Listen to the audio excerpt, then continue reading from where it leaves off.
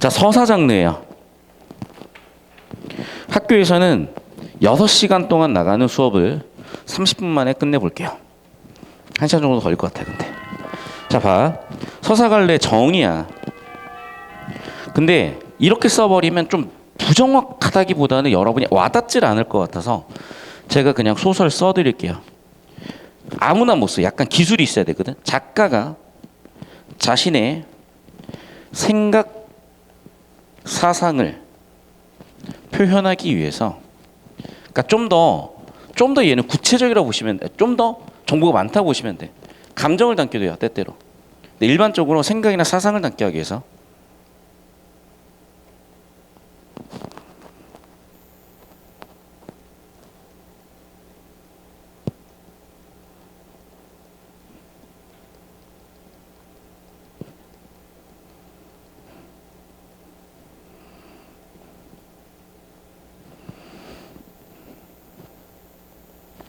자, 그럼 봐. 일단은 작가가 글의 주제는 자신의 생각이나 감정을 표현하는 거야.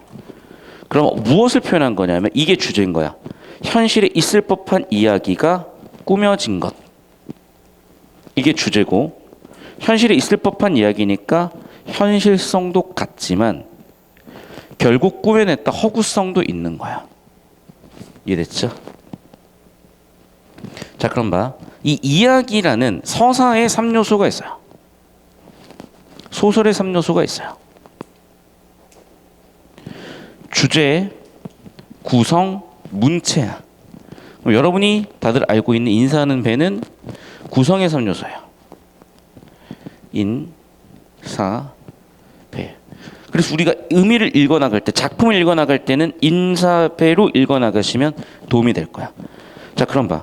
방금 이제 그 내용에 대해서 상술을 하고 있는 겁니다.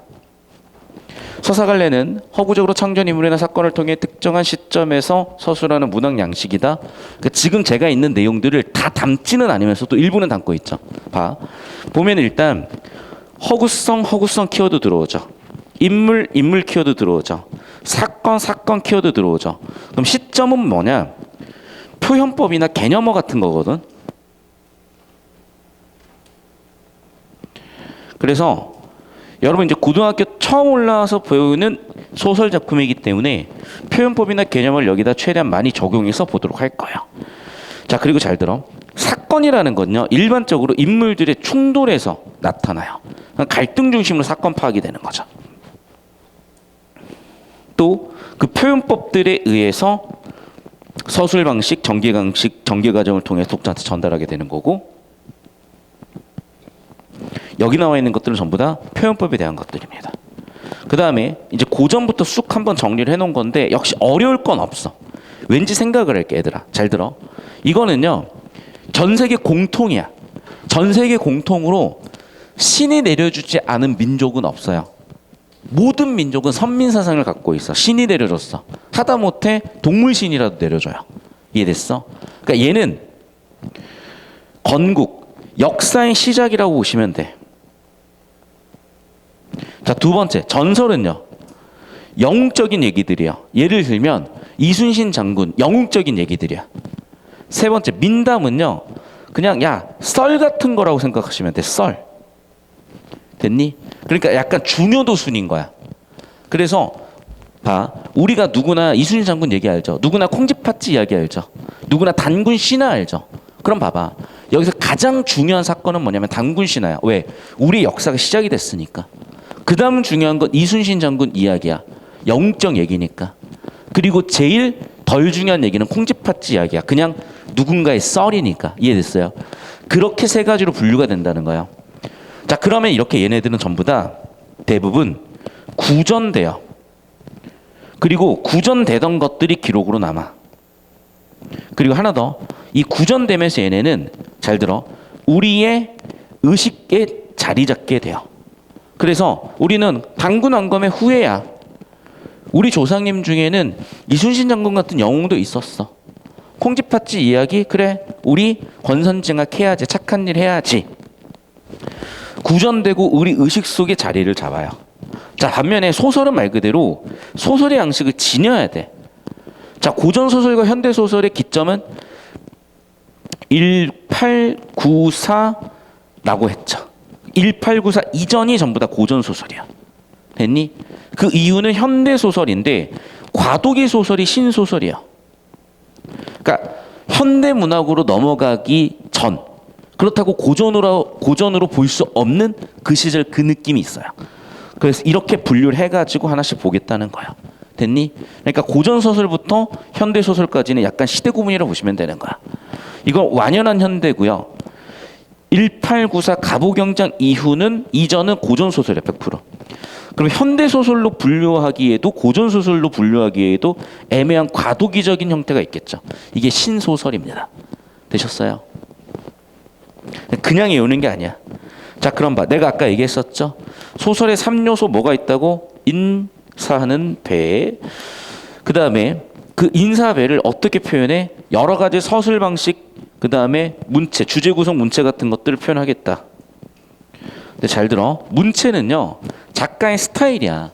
그러니까 나 되게 누구지? 이거 머리 없으신 분. 주호민. 주호민 있잖아요. 펄 있잖아요. 펄. 되게 귀여우신 그분. 근데 저는 그분 웹툰을 데뷔할 때부터 봤어요. 아, 기억나. 군대만 나야. 아, 내가 군대에서 존나 재밌는 거 많은데 하나씩 이제 풀어드릴게요, 나중에. 제가 군대에서 너무 재밌게, 군대가 재밌으면 안 되잖아. 근데 내 군대는 존나 웃겼어, 진짜. 니네가 아마 들으면 존나 웃겼을 거야. 진짜 웃겼을 거야. 아마 그래서 군대를 한번 가보고 싶다 이런 생각도 드실 수도 있을 정도로 군대가 너무 재밌었어요, 제 군대는. 그래서 나중에 한번 설명 좀 드리고 다시.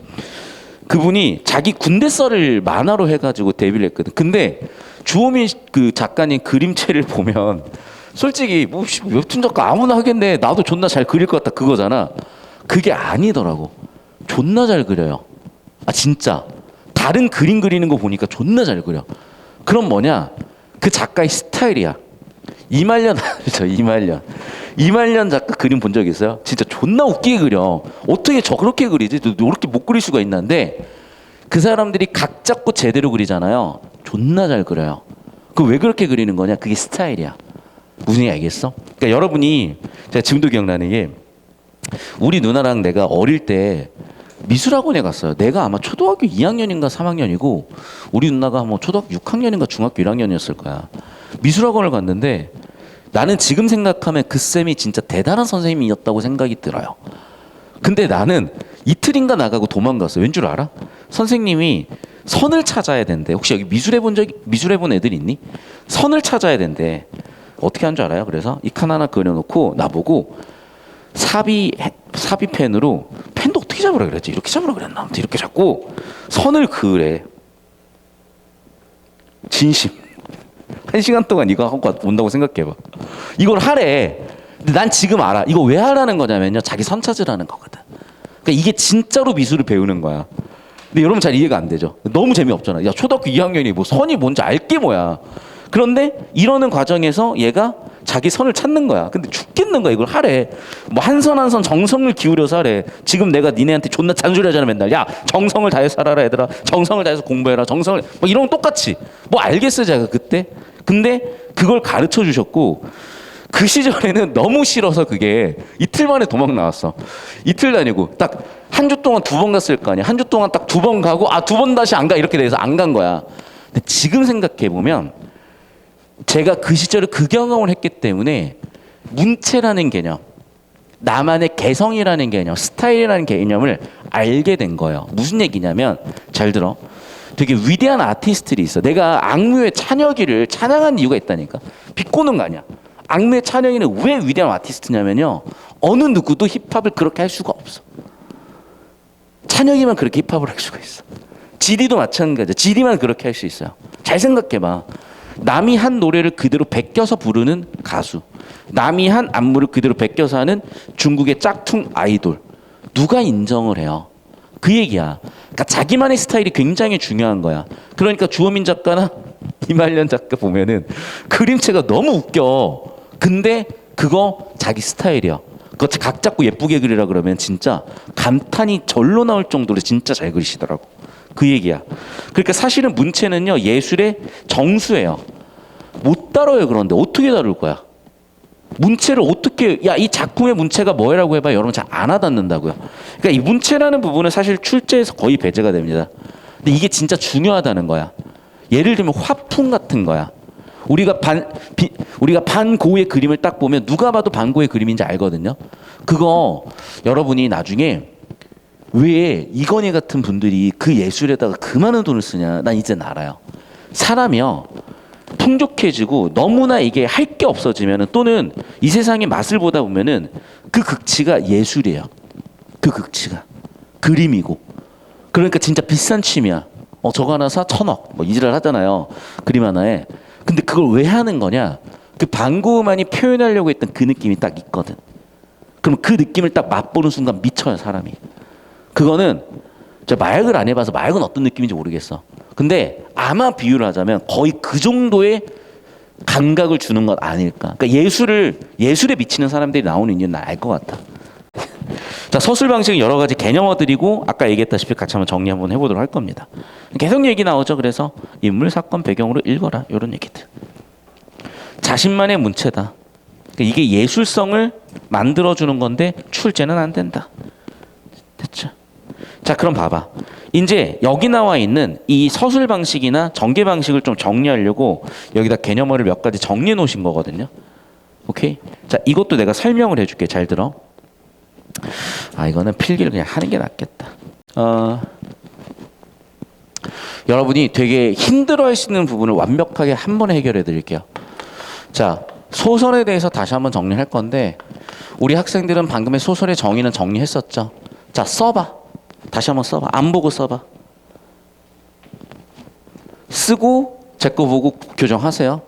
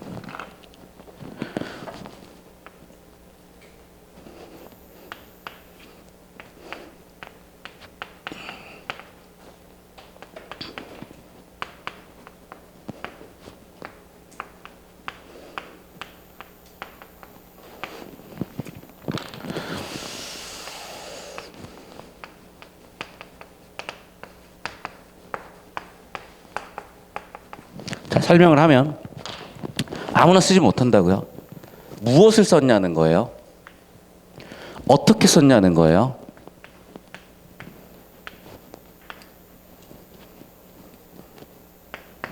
작가가 자신의 생각이나 감정을 또는 사상을 표현하기 위해 현실에 있을 법한 이야기를 꾸며내어 표현한 문학 장르가 소설이라고. 자, 그러면 소설, 즉 이야기, 서사의 3요소는 주제, 문체, 구성이고 아까 제가 설명드렸다시피 문체는요. 예술성을 만들어내는 가장 중요한 요소예요. 됐니? 문제는 출제할 수가 없어. 이 문체는. 출제는 거의 안 되고요. 자, 하나 더. 주제도 거의 정형화되어 있어요. 이건 나중에 설명을 할 거야. 자, 이제 그럼 구체적으로 문학 작품, 특히 소설 작품 읽어나가는데 필요한 요소들. 인물, 사건, 배경이고 이 요소들이 스토리를 만들어 갈 거예요. 그래서 인물, 사건, 배경 위주로 읽어주시면 돼. 자, 그러면 이제 여기에 좀 짜투리 개념어들이나 여러분이 힘들어하는 용어들이 있을 거예요. 그걸 좀 정리를 해드릴게.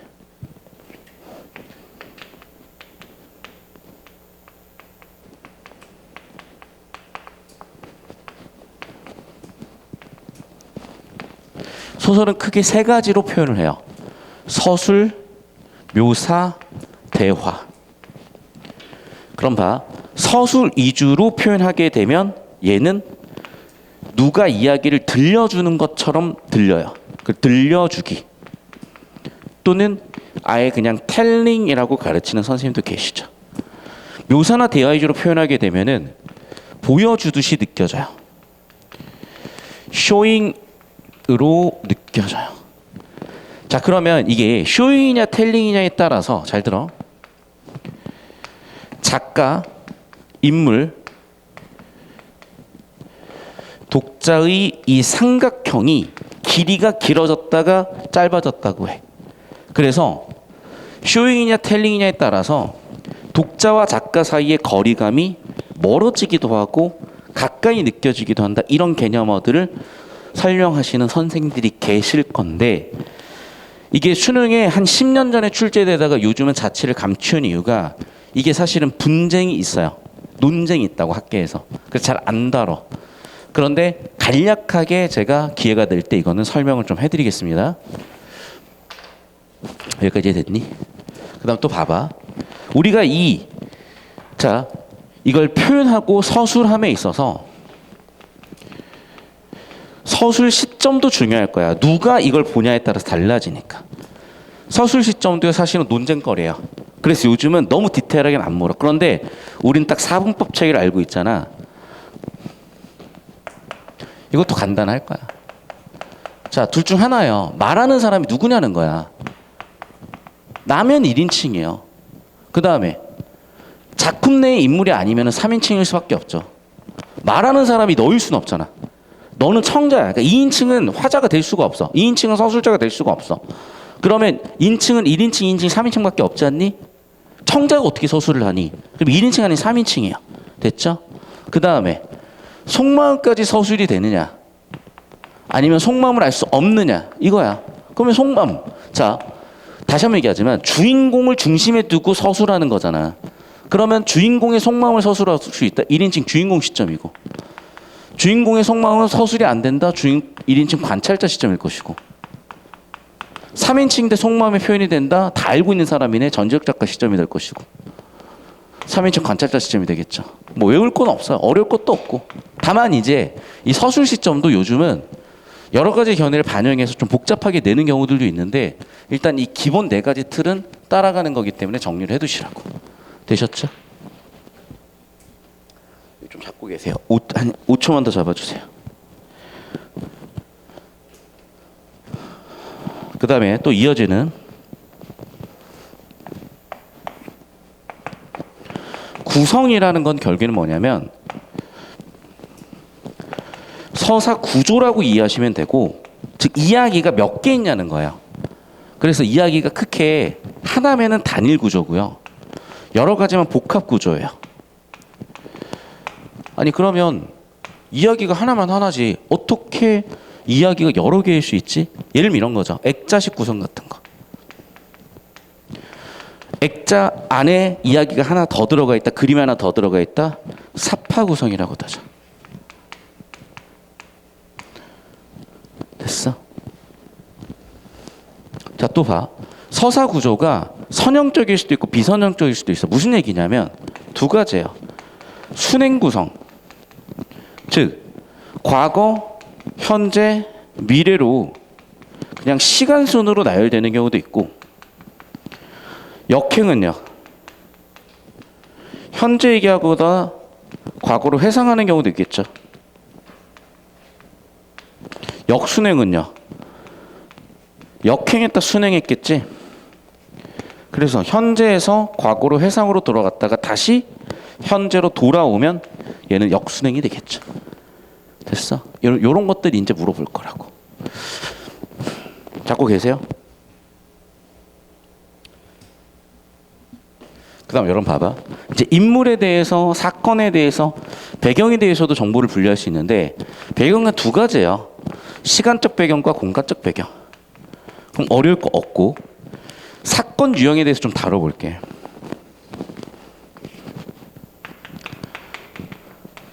사건은 정의하자면 인물과 인물 사이에서 또는 인물이 뭔가 만들어낸 거야.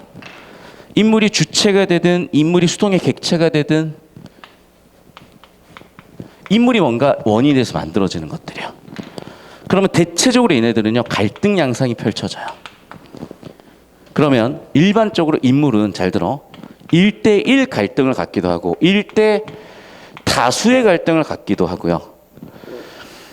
나와 운명의 갈등이 되기도 하고 나와 사회나 집단의 갈등이 되기도 해요.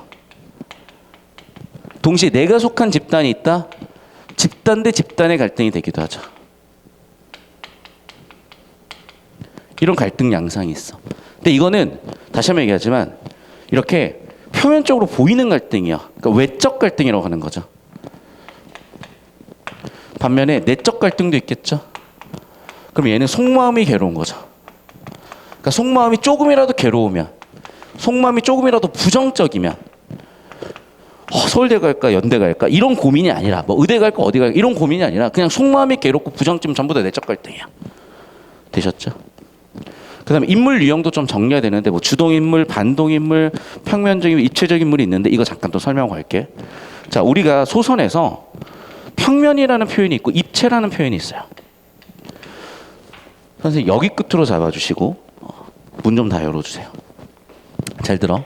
평면은 변화가 없다야. 입체는 변화가 있다. 됐어? 그럼 인물의 성격이 변화하면 입체적 인물, 인물의 성격이 변화하지 않으면 평면적 인물이 되는 거야.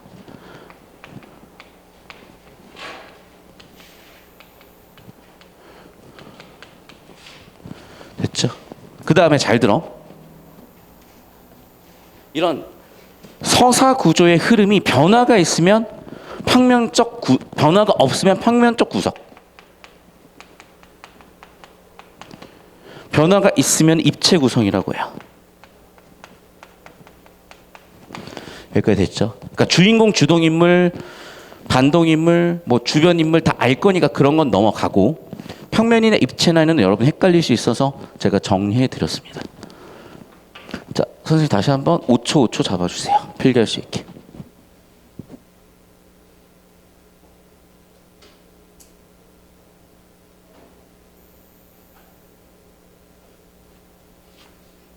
자, 그리고 전형적 인물이 있고 개성적 인물이 있는데 전형적 인물은 우리가 생각하는 그 전형이야. 예를 들면 외모가 마동석이에요. 그럼 굉장히 이 사람이 강한 인물 같고 그런데 갑자기 상큼하게 터져볼래? 귀여워졌네? 귀요미면 개성적 인물이라고. 그러니까 외양은 마동석인데 당연히 강하겠지? 역시 마동석이에요. 근데 갑자기 상큼하게 터져볼래? 귀요미가 됐네? 그러면 개성적 인물이라고. 그래서 요 정도 정리하면 90% 정도의 개념은 정리가 됐어요, 여러분. 잘 정리해 보시고 일단 영상은 여기까지인데 잘 들어. 좀 나머지 10%는 중요도가 낮아서 세부적으로 필요할 때 제가 보여드리거나 좀 덩어리가 큰 것들이 있어요. 자세히 들어가 설명해야 되는 것들. 그건 제가 유튜브에 지금 1분 쇼츠 개념을 올리고 있잖아요. 그런 걸로 설명을 해드릴 테니까 거기서 보시면 되겠습니다. 자, 아웃켈레의 구두로 남은 산에 봅시다. 자, 반응이 이러면 뭐 못하는 거죠. 자, 봅시다. 갈래 1번. 항상 고전 소설이냐 현대 소설이냐 그다음 분량에 따라서 나눌 수 있다 그랬었죠. 하나 더 쓸게. 세태 소설이라고 할게. 세태 소설. 그러니까 세태라는 게 뭐냐면 그 시절이 반영돼 있다는 얘기예요.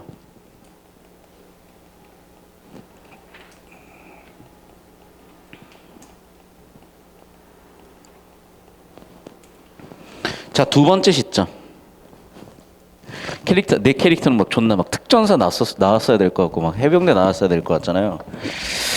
저는 군대 꿀빨 다가지고 1인칭 관찰자 시점이라 그랬고 여기 주인공은 나중에 좀 보일 거예요. 자, 아까 얘기했다시피 세태 소설이야. 그러니까 세상을 사실적으로 그렸어야 돼요. 그런데 그 시대가 너무나 문제적인 시대라서 비판적으로 그릴 수밖에 없었고 그리고 그 문제적인 것을 되게 다각도로 그려요. 무슨 얘기냐면 잘 들어봐. 우리가 이렇게 살고 있잖아. 그러면 당연히 남북한이 갈려 있다는 시대적, 공간적 문제도 분명히 있었을 거고요. 70년대면 독재가 한참일 때야. 그런 문제도 분명히 있어요. 그런데 이런 환경 속에서 살고 있는 개인들이 있을 거라고요. 그럼 개인의 문제는 없냐는 거야. 개인의 문제 있고요. 특히 자기 자신에 대한 문제 인식도 합니다. 나중에 보시면 알겠죠. 성남이 왜 중요하냐면 여기가 서울, 강남, 수도권에 가까웠잖아. 그래서 여기는 재개발하면서 문제가 많았는데 요즘은 재개발이 큰 돈을 벌 수 있는 기회지만 과거에는 재개발이 일부만 큰 돈을 벌 수 있는 기회였어요. 그래서 수많은 사람들이 자기의 삶의 터전을 잃었던 그런 기록들이 남아있기 때문에 굉장히 비극적이고 비판적으로 볼 수밖에 없었던 거예요. 그럼 제가 얘기했다시피 핵심 소재는 뭐라고? 도시개발, 재개발 과정이에요. 그러면 여기서 밀려난 사람들이 있고 이 사람들이 둘 중 하나에 잘 들어. 보통은요, 이 가난과 자존심은 인생 살면서 여러분 제 지혜입니다. 잘 들어. 이 두 개는요 모순이야. 모순이라고. 그러니까 자존심을 세우면서 돈을 번다 불가능해요. 둘 중 하나야. 알겠니? 그러니까 자존심을 버리고 바짝 돈을 버시든지 아니면 돈을 버리시고 자존심을 버시든지 여러분 인생 선택이에요. 저는 이제 병신같이 자존심 세우다가 이제 돈 다 버리고 이제 지금 자존심은 없어요. 그냥 자존심 같은 건 없습니다. 당장이라도 무릎 꿇으려면 꿇을 수 있어요. 저는.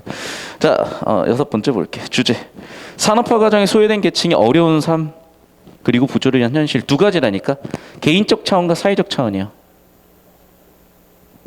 개인적 차원에서의 문제, 사회적 차원에서 문제 둘 다 다루고 있습니다.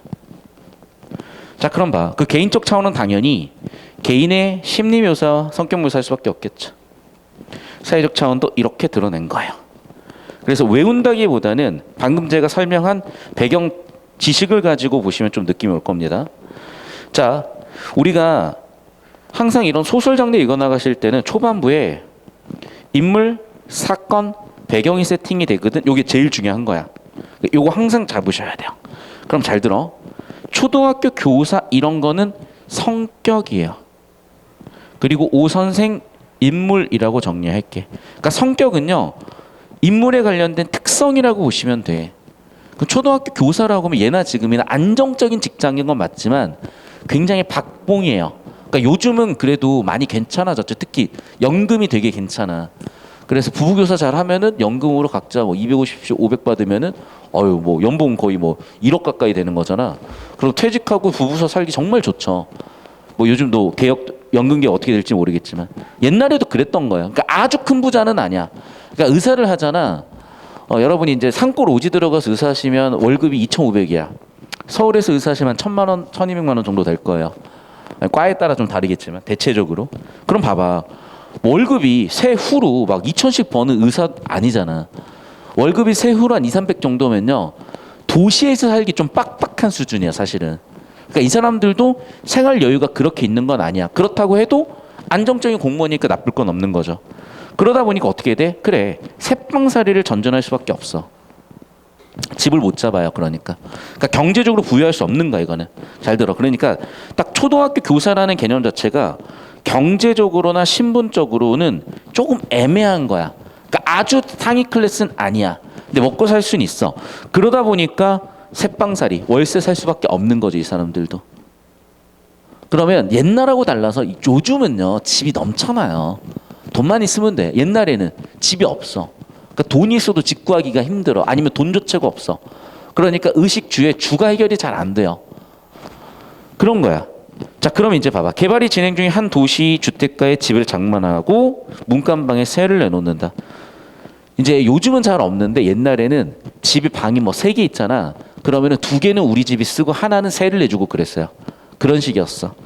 그러니까 서로 이제 경제적 여유가 없는 거죠. 그런데 이 방에 권 씨가 아내와 4명이서 여러분이 살고 있는 그 방, 여러분이 살고 있는 여러분 혹시 큰 방 쓰시나요? 작은 방 쓰시나요? 오케이. 여러분 쓰시고 있는 그 작은 방에 4명이 들어와서 산다고 생각하시면 되는 거야. 얼마나 힘들어. 근데 봐. 그러면 내가 계약금 내고 월세 내기로 한 그날 들어와야 되잖아. 갑자기 그 전날 들어오는 거야. 됐어? 그러니까 약간 어때요? 염치 없죠. 왜? 월세 하루 덜 내는 거니까. 그러니까 이런 사소한 게 짜증나기 시작을 하는 거야 이제 슬슬. 그래서 약속한 전세금마저 다 내놓질 않아. 그러니까 원래 이런 건 말이 안 되는 거야. 그러니까 소설이니까 지금 여러분이 보고 있는 거고, 우리 독서 지문 보면은 뭐 계약자의 원칙이니 비례 원칙이니 하는 지문들이 있어. 부동산 계약은 칼같이 알고 계셔야 돼. 여러분의 가장 큰 자산이기 때문에 나중에 배우실 거고. 근데 이런 거는 정말 좀 약간 염치 없는 거예요. 계약 위반인 건 당연하지만 여기서는 계약 위반보다는 염치 없음을 보여주고 싶은 거야.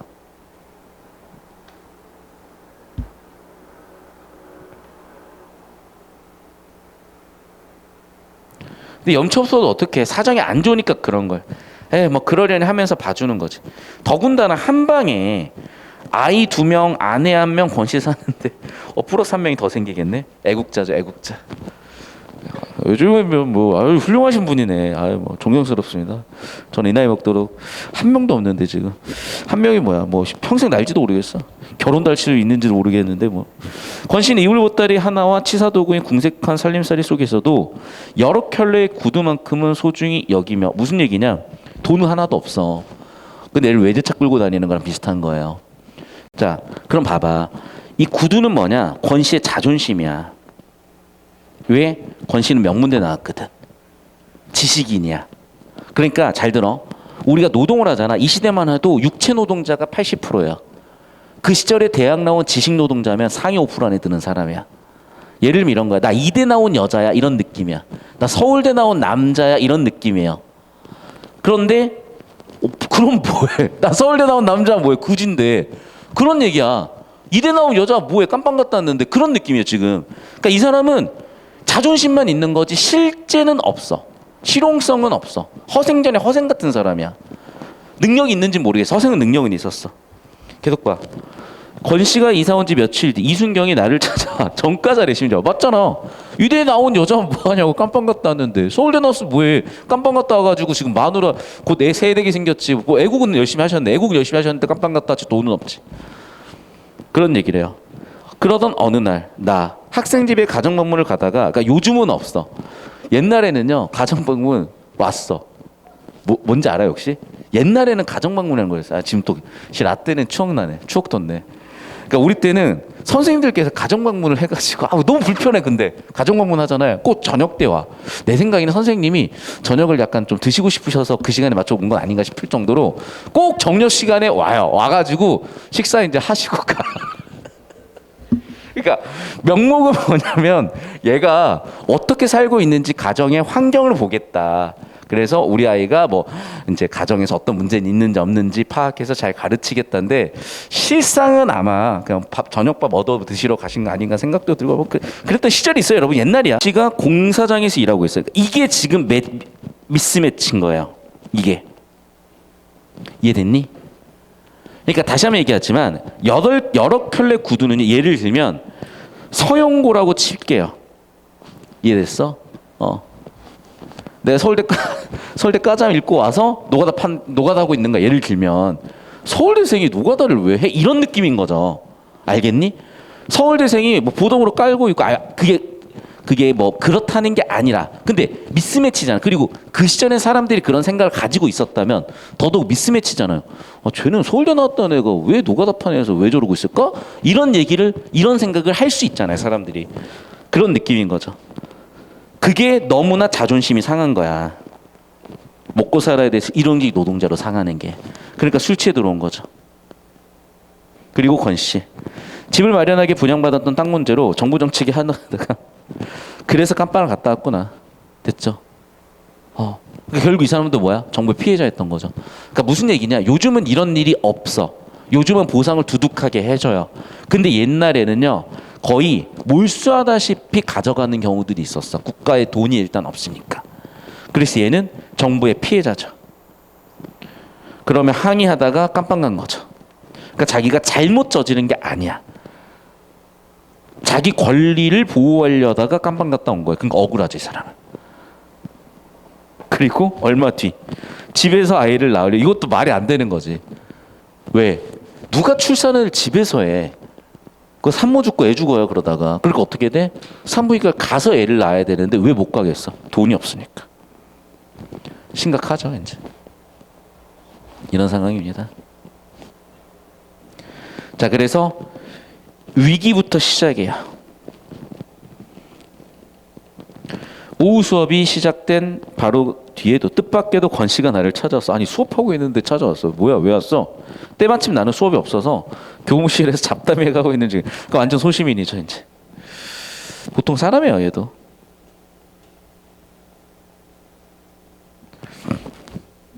이게 잘못됐다는 게 아니라 보통 사람을 얘기하는 거야. 예를 들면 이런 거지. 제가 대치 이제 수업을 하다 보면 아니 저는 이제 대치 쪼렙이야. 대치 쪼렙이고 나이는 존나 많은데 대치 쪼렙이고 이제 요즘은 대부분 일타 강사들이 30대요. 대부분 일타 강사 30대고 일부 40대. 그러면 이제 레전드 강사들의 썰들이 있을 거 아니야. 그럼 이제 실장님들이 막 얘기를 해줘. 그러니까 어떤 선생님이 예를 들면 이런 거야. 수학 선생님인데 이렇게 쉬는 시간에 이럴 때 실장님들하고 이렇게 수다를 떠는데 수학 문제를 풀면서 수다를 떨더래. 나는 그거 약간 이해 안 되거든요. 약간 그 컨셉 같아. 나는 솔직히 얘기하면 야 굳이 수다를 떨면서 수학 문제를 왜 풀어? 근데 진심일 수도 있을 것 같다. 그 선생님이라면. 그럼 봐봐. 그런 썰들 하나하나가 그 사람이 비범함을 보여주는 거잖아. 예를 들자면 무슨 얘기인지 아니? 무슨 얘기인지 이해돼요? 그러니까 내가 쉬는 시간에 친구들하고 놀면서 이 새끼는 공부를 하더라. 이런 거는 좀 약간 비범한 썰이잖아. 근데 봐. 보통 사람은 뭐해? 그냥 논다니까요. 잡담 인하하고 있는 중. 어져 보이죠? 인하하고 있는 중. 됐어? 그러니까 자기 스스로에 대해서 객관적으로 서술하고 있는 거야. 보통 사람이에요. 그냥 쉬는 날 뭐 쉬고 뭐 대충 살고 이러고 있는 거야. 그래서 정문을 나갔어. 죄송합니다라고 하고 권 씨는 웃으면서 얘기를 해요. 왜 수줍지? 왜? 봐. 원래 이 사람은 자존심 대장이야. 그러니까 그 자존심 대장의 상징이 뭐야? 10컬레의 구두예요. 이해됐어? 선생님 제목은 9켤레잖아요. 왜 그런 줄 알아? 구두 한 짝은 신고 도망가거든. 그러니까 마이너스 1개 구두에서 9개 구두로 남은 거야. 그러니까 자존심 그 센 사람이 갑자기 예, 죄송해요라고 하는 거는 뭐야 얘. 또 돈 빌려달라는 거야? 이렇게 되는 거죠 이제. 나는 그 세제품이 세 번째 아이 아버지가 된 데서 오는 것일 거라고 좋은 쪽 해석함으로써 판단 이미 다 됐죠. 죄송합니다. 난 이유를 다 알았죠 이제. 거꾸로 갑시다. 얘가 왜 갑자기 이렇게 하지? 그래 돈 없나 보구나. 그래서 근데 또 돈 빌려달라는 거야? 이런 느낌이죠 이제. 어김없습니다 여러분. 저도 이제 가끔씩 한 5년쯤 연락을 안 하던 후배, 한 10년쯤 연락이 안 되던 사람들에서 갑자기 연락이 오면 반가워야 되잖아요. 근데 이제 경험이 쌓였어. 반가운가? 반가운 소식이 별로 없어. 보통은 먼저 압니까? 돈 나갈 일이에요. 형 이번에 저 결혼해요. 그러면 씨발 축의금 해야 되고, 형 저 약간 지금 뭐 돈이 어쩌고 저쩌고 이제 그러면 이제 보통 돈 얘기야 이제. 보나마나 봅시다. 잘 됐습니까? 제발 잘 되라 이런 얘기겠죠. 뒤늦게나 오 선생님이 말씀대로 했지. 끝까지 집에서 버텼다가 큰일 날 뻔했어요라고 대답을 했는데 지금 이 사람이 갑자기 너무 수줍어졌죠. 아니, 너무 안 맞잖아. 원래 이 사람은 자존심 대장이라니까. 근데 자존심 대장이 왜 이렇게 수줍어? 왜 그러는 거지? 돈 나왔네요 이제. 돈 좀 빌려주세요. 야, 그 시절 10만 원이면 진짜 큰 돈이야. 지금 치면 얼마일까? 500만 원 될까? 한 3이 넘을 것 같아. 왜? 수술비니까, 병원비니까. 이해됐어요? 그러니까 지금으로 치면 거의 한 500만 원은 되는 돈이야. 갑자기? 봐, 이제 나의 느낌이야. 내 면전에 대고 부르짖었다. 진짜 그럴 수도 있죠. 왜? 이 사람이 남한테 부탁하는 게 너무 싫은 거야. 그러니까 나는 이게 어떻게 보이는 거냐면 부탁하기 싫은 거야. 그러니까 이런 식으로 표현한 거 아닐까. 근데 갑자기 돈은 10만 원 아니 1000만 원 같아요 여러분. 10만 원이 요즘 1000만 원 칩시다. 갑자기 1000만 원 빌려달래. 미쳤나? 뭔 소리죠? 왜? 수술해야 된대요. 엑스레이도 없대요. 모든 게 정상이래요. 뭐 그런데 죽게 생겼어요 지금. 지금 위기죠 말 그대로.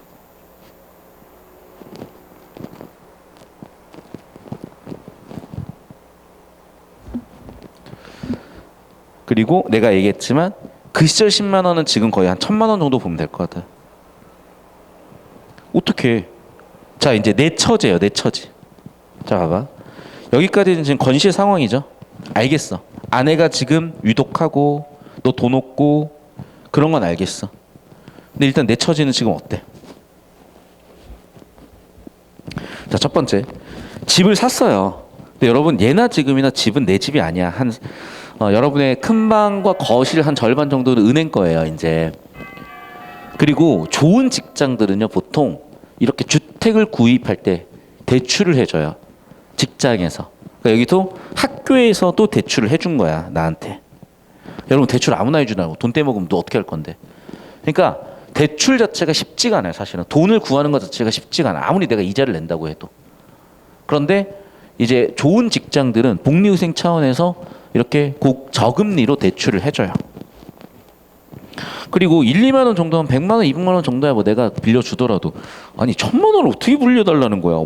갑자기 뭔 소리야 이렇게 되는 거죠. 이제 넘어갑시다. 그뿐만 아니라 집안에서 경제권을 장악하고 있는 아내. 보통 예나 지금이나 그런가 보네 이제. 야 아내가 뭐 괜히 내가 지금 용돈 한 30만 원 받아 쓰는데 나한테 1000만 원 빌려달라고 그러면 어떻게 하라는 거지? 결국 내 처제의 걸과 어떻게 됐어? 거절할 수밖에 없는 상황이죠.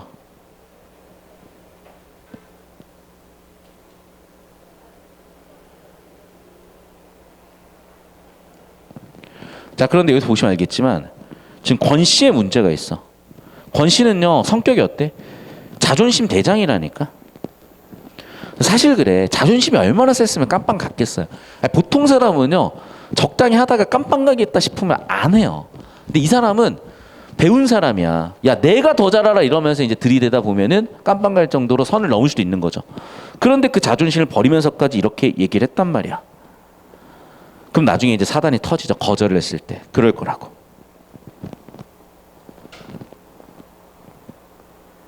그러면 순간적으로 나는 느꼈어요. 아 이거 빌려주면 큰일 나겠는데. 맞지? 권 씨의 성격은 어떤 사람이야? 밥도 제대로 잊지 못하는 사람이에요.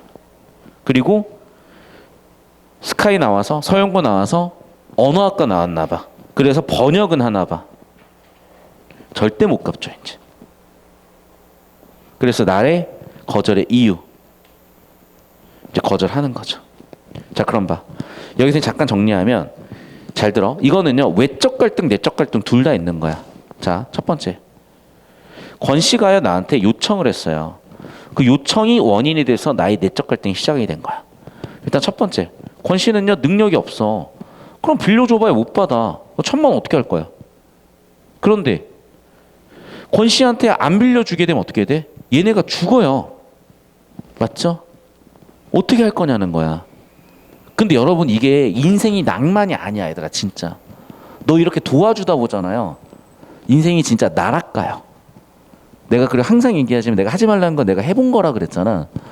여러분 제가 그것도 옛날 얘기인데 제가 맨 처음에 인강 시작할 때 인강으로 번 수익을 전부 다 기부하겠다고 스스로 생각하고 공헌하고 실천을 했었어요. 절대 안 돼.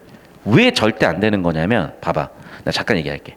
여러분 사업이라는 거는 결국에는 뭐냐면 이윤을 남겨서 이윤을 가지고 다시 한번 유지가 돼야 되는 거거든.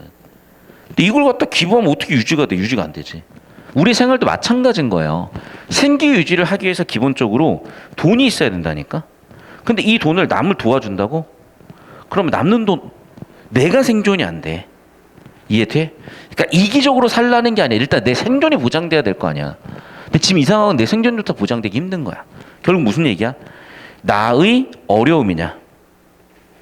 나의 생존의 가능성을 낮출 거냐? 타인의 생존의 가능성을 높일 거냐?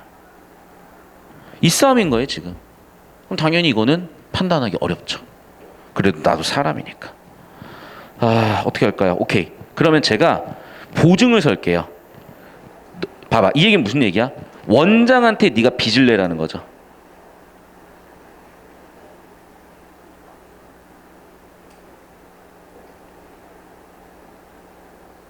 그래도 최대한 내가 지금 도와주는 거죠.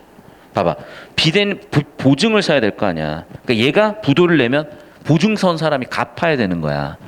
그러니까 이 사람도 최대한 나름대로 노력을 한 거죠.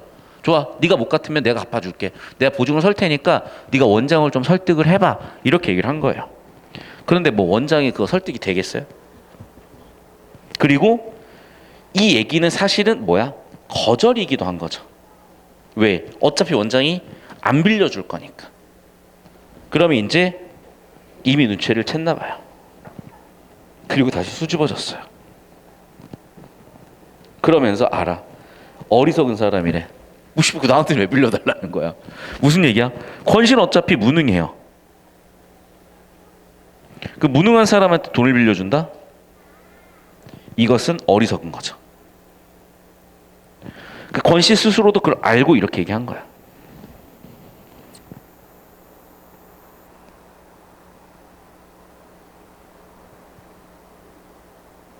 그런데 이 사람은 아마 자존심 때문인 것 같다. 깔끔하게 돌아서네요. 그래 나도 무슨 말이 더 있을까 싶었는데 왜 깔끔하게 돌아섰을까? 나한테 차라리 욕이라도 했으면 좋겠는데. 근데 갑자기 욕은 안 해. 그리고 뭐래? 봐, 보이시죠? 이 사람 캐릭터야. 그러니까 무슨 얘기냐면 이게 그 타짜에 나온다니까. 나 이대 나온 여자 같은 느낌이에요. 그러니까 솔직히 요즘은 이대 나온 여자가 뭐 어쨌다고겠지만은 한 10년 전만 해도 이대가 가지고 있는 상징이 있었거든. 요즘은 잘 몰라. 잘못 건드리면 좀 불안한데 옛날하고 요즘은 좀 위상이 많이 달라요. 그러니까 옛날에 이런 거야. 이 시절에 이 시절의 이대는 여학생은 이대, 남학생은 서울대 막 약간 이런 느낌일 정도로. 그리고 그 느낌이 어떤 느낌이냐면 지금의 그러니까 여기서 얘기하는 대학은 지금의 서영고, 의치학 한수 그 정도의 느낌이라고 생각하시면 돼요. 그러니까 이 사람은 입시로 서열을 결정하는, 입시로 사회적 신문을 결정하는 문화를 가지고 있는 동아시아권에서 입시로 최상위권을 찍었던 사람이야. 스카이를 간 사람이야. 그런데 자기가 이런 처지에 처하는 게 너무나 자존심이 상하는 거야. 이해됐니? 너무나 자존심이 상하는 거야. 그래서 이런 얘기를 하는 거죠. 누가 뭐래? 너 대학 안 나왔대? 그렇지만 굳이 이런 얘기를 하는 거죠. 하나 더 얘기할까? 이때 초등학교 선생님들은요 2년제 나왔어요. 2년제. 그 시절 교대는 2년제였어. 그러니까 이 사람은 4년제 나온 사람이야 심지어. 그러니까 초등학교 교사보다도 집주인보다도 훨씬 많이 배우고 고학력 고스펙자인 거야. 그러니까 자존심이 겁나 상하죠. 왜? 자기는 줘도 안 할 초등학교 교사하는 사람한테 굽신거려야 되는 거니까 어떻게 보면 그런 느낌인 거라고. 내 호주머니에 촌지를 잃어뒀던 어느 학번같이. 그러니까 옛날엔 촌지 문화가 있었던 거 알죠? 옛날에는 촌지는 쉽게 얘기하면 그냥 뇌물이에요, 뇌물. 그러니까 학교 선생님들한테 뇌물을 줘야 돼. 안 그러면 존나 처맞았어요, 진짜. 우리 때만 해도 얘들아 막 촌지 문화가 있어가지고 촌지 좀 잘못하잖아요. 그러면 걔는 그냥 선생님한테 뮤인터를 바뀌어가지고 뭐만 잘못하면 맞았어 막 씨발. 수업 시간에 숨소리가 마음에 안 들면 너 일로 와 해가지고 누가 숨을 그렇게 크게 쉬라면서 맞고. 아 진짜 그랬어. 옛날에는 뭐 그냥 맞는 이유는 그냥 갖다 대면 돼. 너 왜 표정이 그래? 그러면서 맞고. 아 진짜야. 진짜 별의별 이유로 다 맞아요. 너 왜 오늘 머리 안 감고 왔어? 아 안 감을 수도 있지. 그 머리 안 감았다고 맞고. 아 진짜 그랬어요. 근데 그게 이유가 또 촌지였던 경우들이 있어. 다 그렇다는 게 아니라 일부 좀 이상한 선생님들이었겠죠. 그러니까 이제 이게 문화다 보니까 이런 문화적인 얘기도 나오는 거. 그 시절 얘기야. 그 시절 얘기야. 요즘 선생님들은 택도 없는 얘기죠. 요즘은 없어 그냥. 근데 옛날만 해도 진짜 그런 얘기 있어가지고 이제 어린 시절에 참 마음속에 상처가 많았던 그런 기억이 있네요. 없는 짝달만한 체구를 연방 휘청거리면서 내딛는 한 걸음 한 걸음마다 땅을 저주하고 하늘을 저주하는 동작으로 내 눈에 그는 비쳤다. 그래서 되게 그가 되게 좌절하고 분노하는 모습으로 보였네요. 그럼 꼭 사단이 터지겠죠 이제. 자 오른쪽 넘어가 볼까 이제. 근데 내가 생각을 해보니까 보세요. 여기 나에 대한 반성이야. 자 무슨 얘기예요? 아니 나는 이미 전세금을 갖고 있잖아. 전세는 보증금이거든. 목돈이에요. 그럼 이걸 담보로 빌려주면 되긴 해 사실. 이해됐어 무슨 얘기인지? 아 무슨 얘기냐면 이런 거야. 내가 예를 들면 내가 집이 있잖아. 뭐 2층 집이라고 해볼게. 그럼 1층에 여기를 내가 세를 내줬잖아요. 그럼 세는 두 가지가 있어. 보증금 조금 받고 월세를 받거나 전세 아예 빌려주고 보증금만으로 전세를 받거나. 그러면 나는 이미 이 사람한테 받은 보증금 목돈이 있잖아. 그럼 이거는 내가 그냥 내 거라고 해버리고 그걸로라도 빌려주면 되는 건데 내가 너무 내가 내 스스로가 이제 좀 창피한 거죠. 왜? 내 아니만 생각하니까 거절할 생각만 하니까 이런 문제 해결 방법이 안 보였던 거지. 그 얘기야. 그래서 이제 내가 어떻게 가? 아 그러네. 그래. 내가 얘한테 전셋돈 받아놓은 게 있으니까 보증금 받아놓은 게 있으니까 그걸 가지고 도와주면 되겠구나. 됐죠. 그리고 봐봐. 그런 표현을 지금 뭐라고 하고 있냐면 내가 그에게 빚이 있다예요. 그러니까 봐봐. 사실은 여러분 잘 들어. 전세입자, 그러니까 세입자가 뭘 빌린 거냐면 세입자는 집을 빌린 거야.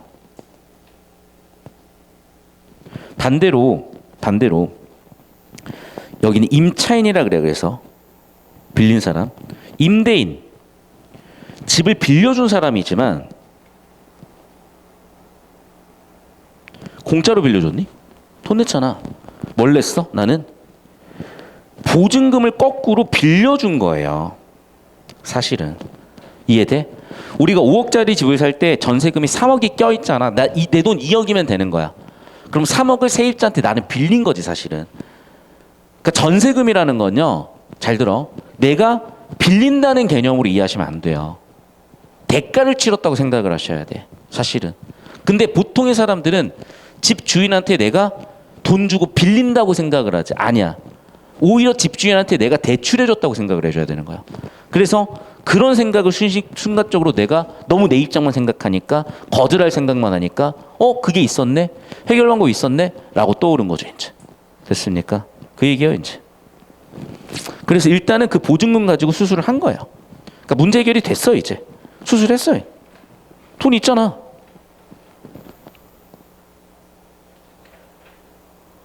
됐죠. 그래서 나는 그러네. 내가 받은 전셋돈이 있으니까 그 전셋돈으로 내면 되겠네. 근데 당장 전셋돈을 낼 수가 없어. 왜? 은행에 들어가 있을 거고 예금 있을 거고 할 거잖아. 그러니까 내가 여기저기 돈을 다 끌고 온 거야. 이제. 그래가지고 학교에다 얘기해가지고 돈 좀 줘요 해가지고 돈 받고 친구들한테 빨리 줘봐 좀 사람 죽어 이러면서 돈 좀 가지고 오고. 왜? 얘가 그래도 교사니까 갚을 거 아니에요. 사회생활 해왔으니까 신용이 있잖아. 그러니까 얘는 빌려주지. 권 씨는 무능력자고. 근데 얘는 그래도 직업이 있으니까 그래서 알아서 다음 달 뭐 월급 나오면 갚아 이렇게 됐겠죠. 그래서 어떻게 해가지고 10만 원 딱 마련해서 1,000만 원 마련해가지고 원장한테 갖다 준 거예요. 이제 됐어. 그럼 이제 드디어 수술 받았죠. 권 씨 아내는 문제 해결이 돼야 되죠. 근데 문제는 권 씨는 이걸 모른다는 거야. 그래서 권 씨가 갑자기 강도가 돼가지고 우리 집에 찾아와야 진짜 뒤쪽 보면 알겠죠. 그런 얘기예요. 됐어. 자 그래서 일단 오늘은 여기까지 하고요. 다음 시간에 좀 기네. 이거 마무리 짓고 출제될 만한 포인트 잡고 정리를 하겠습니다. 되셨죠? 자 오늘 수업 여기까지 하겠습니다. 흐름을 좀 다시 한번 좀 잡아보면요. 일단 초등학교 교사가 그렇게 막 급여가 높거나 그러진 않아요. 요즘 초급 간부들이 군대에서 병장보다 급여를 못 받을 것 같다 그래서 지금 되게 얘기가 나올 정도로 공무원이 그렇게 급여가 많은 편이 아니기 때문에 겨우겨우 이 사람도 이제 집을 얻었고 역시 여유가 있는 건 아니니까 방 한 칸을 새를 놓은 거예요. 이제 거기에 이제 이사 들어온 권 씨가 있었던 거고 권 씨는 이미 두 아이의 아내의 뱃속에 아이가 한 명 더 있는 상황이야. 계속 얹혀 사는 그런 느낌인 거고. 근데 이 사람은 그 시절에 되게 흔치 않았던 대학 졸업자고 그러니까 예를 들면 초등학교 같은 경우에도 그때 교대가 2년제였던 시절이 있어요. 지금의 교대는 4년제지만 앞으로 뭐 6년제로 만드니 많이 뭐 교육대학원 만드니 많이 이런 얘기가 있긴 하지만 어쨌든 그 시절에 이 권 씨는 굉장히 공부를 많이 했던 사람이고 엘리트고 그런데 문제는 그 엘리트의 자존심 때문에 어떤 사회 문제에 대해서 사람들과 여러 가지를 하다가 결국에는 감옥 들어왔고 그러니까 이제 일을 할 수도 없는 전과자가 돼버렸고 이제 막일하면서 살아가는 그런 상황이었어요. 근데 돈이 없다 보니까 아내를 병원을 보낼 수 없는 상황에 겨우겨우 이제 좀 돈을 빌리려고 온 건데 결국에는 이제 그 자존심도 뭉개졌기 때문에 이제 안 좋은 감정을 가지고 가버렸죠. 근데 내가 그렇게 거절을 하고 생각을 좀 한번 해보니까 맞네. 저 사람이 우리 집 새방에 맡겨놓은 보증금이 있었구나. 보증금도 결국에는 어떻게 보면 세입자가 나한테 빌려준 빚인 거거든. 우리 어제 경제했던 거 기억나요? 그리고 제가 전세금을 이용해서 어떻게 우리나라 사람들이 부동산을 투자하는지도 개념을 설명드렸잖아요.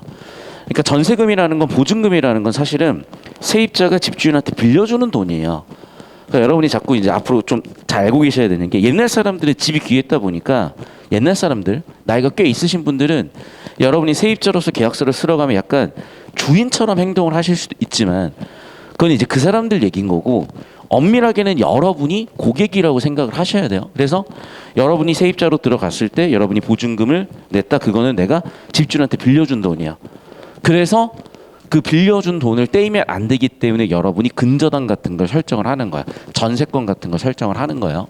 다시 그런 내용들이 이번 3월학평에 1학년 또 3학년에도 나와가지고 다시 한번 제가 짚어드린 부분이고 그래서 이제 그게 문득 떠오른 거죠. 아 그러면 뭐 어차피 이 사람한테 받은 보증금 있으니까 돈 뗄 일은 없겠구나. 그 보증금을 안 줘버린 그만이니까 일단 사람을 살려야 되고 돈 빌려달라고 해서 다시 갚겠다고 한 거는 결국에는 내가 그 전세금을 써도 되는 거죠. 그래서 그 전세금을 가지고 이 문제 해결을 했다까지 온 거예요. 이제 대체 여기까지. 계속 봅시다. 아버지가 되는 방법도 여러 가지 방법이구나라고 하면서 이제 의사가 얘기하는 거죠. 그러니까 계속해서 이 사람들은 그 돈 없는 것 때문에 이 사람을 되게 비판적으로 보는 거죠. 그러니까 사실 이 사람이란 게 그렇게 돈 때문에 막 임신한 상태에서 죽을 수도 있는 거고 그 임신한 상태에서 남편이 돈이 없다는 이유만으로 그 남편이 무능하다 이렇게 되게 비판까지 할 문제는 아닌 것 같지만 여러분 사실 세상은 그래요. 여러분이 이제 성인이 돼서 온갖 것들을 책임져야 되는 상황이 되었을 때요. 여러분의 사회적 신분이나 여러분의 경제력이나 능력들이 때때로 어떤 기준에 부합하지 못하면 되게 비참한 건 둘째치고 심지어 비참함을 넘어서 비난까지도 당할 수도 있는 거거든. 여기다 쓸게요. 그래서 돈 때문에 무능했고 염치 없는 사람이 돼버린 거야.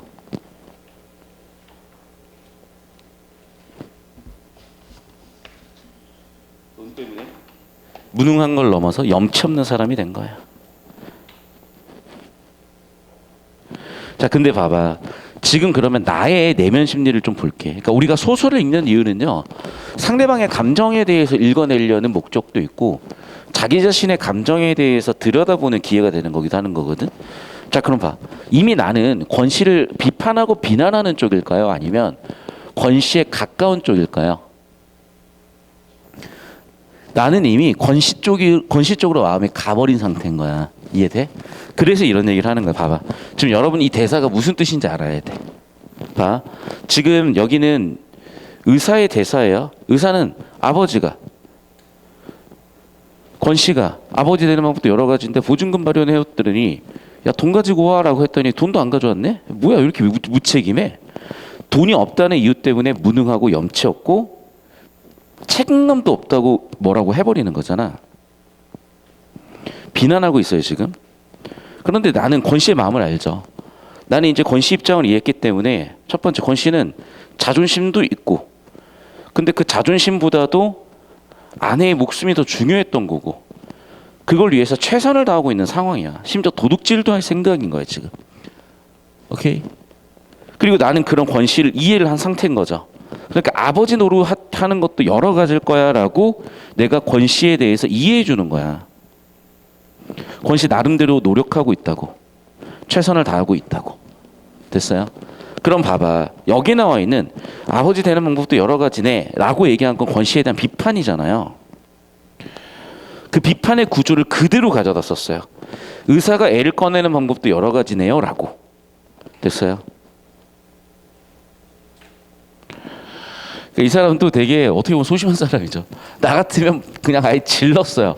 병신이 열심히 사는 사람한테 뭐라고 하는 거라고 질러버렸을 텐데 이 사람은 또 배우신 분이고 물론 저도 이제 서울대 나왔지만 못 배운 사람이고 여기는 이제 초등학교 교사시고 배우신 분이다 보니까 되게 교양 있게 비판을 하신 거죠. 그런데 이렇게 교양 있게 비판을 하면 상대방은 그게 자기를 비판한 건지도 못 알아먹는다고. 그러니까 뭐라 그래? 나는 내 말이 의사에게 농담으로 들리지 않길 바랐대요. 내가 너 지금 먹이는 걸 좀 너도 좀 알아먹을래? 야 아버지 나름대로 열심히 하고 계신 거야. 너는 근데 씨발 돈 때문에 사람 죽어가는데 뭐 하는 거야? 라고 비판을 한 거야 사실은. 그런데 의사는 이제 어떻게? 안 들려요. 왜? 자기는 돈만 있으면 되는 거거든. 그러니까 유관스럽게도 금태안경의 상대방은 한 차례 넣고 그러네요 하고 넘어가 버려요. 왜? 데미지 안 입어. 왜? 일단 돈 버니까. 됐어요. 캐릭터가 이 사람은 그런 캐릭터인 거야. 돈만 중요한 캐릭터야. 그러니까 누가 나를 뭐라고 하든 말든 신경 안 쓰고 돈만 벌면 돼 이런 느낌. 나는 이미 죽은 게 아닌가 싶게 사색이 완연한 권 씨 부인이 들것에 실려 수술실로 가는 걸 또 거들었대요. 그러니까 내 캐릭터가 나오는 거지. 그러니까 이 사람이 결국 이거야. 우리가요 인생을 이렇게 살다 보면요 항상 이렇게 정교훈포예요. 내가 얘기했지만은 이 끝도 없이 사람들을 도와주며 살기가 쉽지 않은 이유가 나의 삶도 존재하는 거고 내 안에 내 가족의 삶도 존재하는 거야. 예전에 그 영화 여러분 범죄의 전쟁이라는 영화 알아요? 최민식 나오고 그 유명한 누구나 따라하는 거 있어. 뭐 느그 서장이랑 뭐 밥 먹고 이런 거 맨날 해. 아무튼 근데 거기에 뭐가 나오냐면 그 주인공이 자기 여동생이 결혼하는데 자기 집이 아파트 같은 걸 살려고 모아둔 그 예금 통장, 적금 통장을 아내랑 합의하지도 않고 자기가 줘버려요. 결혼 선물이라고. 그러니까 옆에서 보고 있었던 아내는 막 속 터지니까 이제 뭐라고 얘기도 못하고 막 꿍시렁꿍시렁하는 그런 장면이 나오는 거거든. 그런 얘기예요. 봐봐 지금 내가 여기 주인공이 나 이 초등학교 교사가요. 어떻게 할 거야? 이 사람 도와주게 되면 당연히 우리 가족이 살기 힘들어지는 거잖아요. 그러니까 고민이 정말 많았을 거라고요. 현실적으로. 그래서 내가 사람들을 이타적으로 도와주는 방향으로 갈 거냐 이기적으로 내 욕심을 채울 거냐 해서 의사는 여기 존재하는 사람이야. 오케이? 그럼 나는 어디 존재하는 사람인가?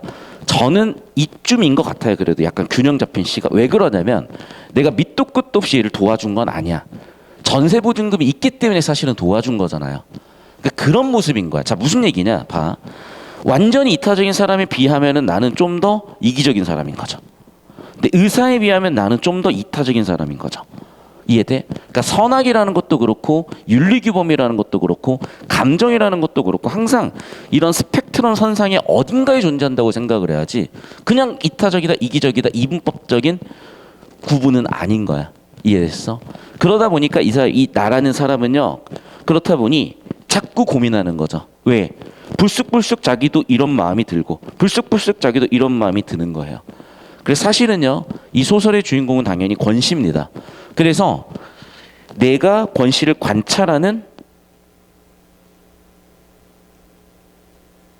1인칭 관찰자 소설이기도 하지만은 동시에 나라는 캐릭터가 이게 보통 사람의 캐릭터예요. 왜?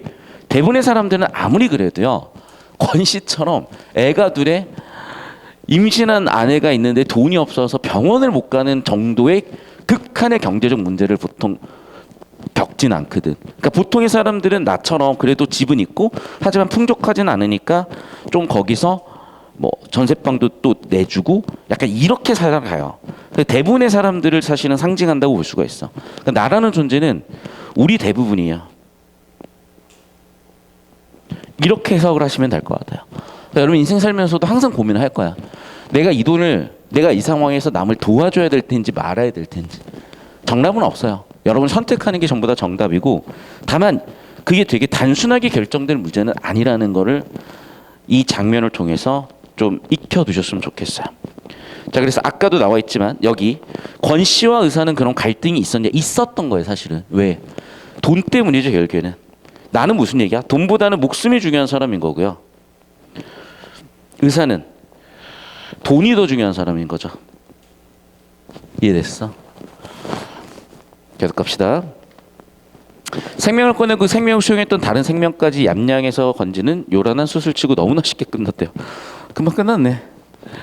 보호자 대기석에 앉아서 우리 집 동진이 놈을 얻을 때처럼 줄담배 질러. 그러니까 봐봐 이 사람도 걱정이 되는 거죠. 그러니까 보통 사람이에요 이 사람은. 그러니까 보통 사람들은 이런 상황에서 보통 이렇게 행동을 해. 왜? 내 아이도 아니야.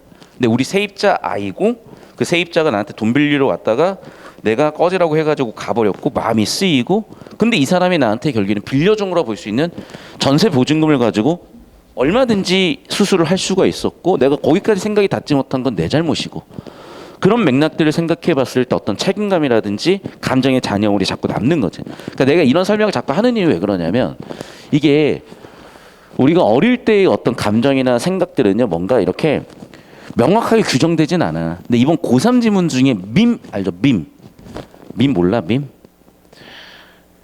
뭐냐면 약간 유행 같은 거, 유행어 같은 거. 그래서 누구나 다 알게 돼 이제 나중에. 근데 이 밈이라는 것도요 전염된다고 보는 거고. 근데 그게 단순히 전염을 넘어서 내가 가지고 있는 그 밈에 대한 사고 방식이 신경 뉴런으로 존재할 거 아니에요. 그게 물리적인 실체로 각자에 이렇게 전달된다는 거야. 무슨 얘기냐면 요즘 밈도 너무 복잡해져서 알 수가 없어. 더글로리가 요즘 밈인가? 밈 한번 쳐볼게요. 밈.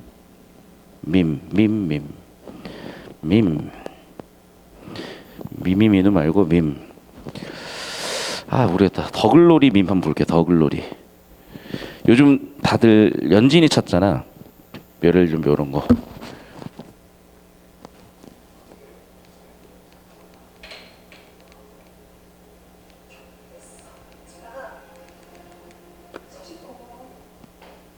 뭐 이런 거 좀 아니?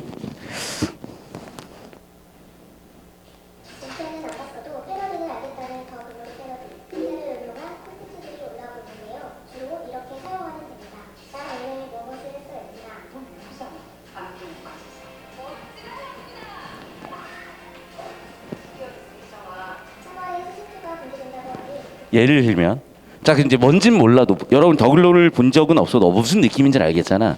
이런 걸 밈이라고 하고 이게 유행어처럼 막 유행처럼 이렇게 확산되는 거예요. 어제 보여줬나 내가? 너희는 안 보여줬겠구나.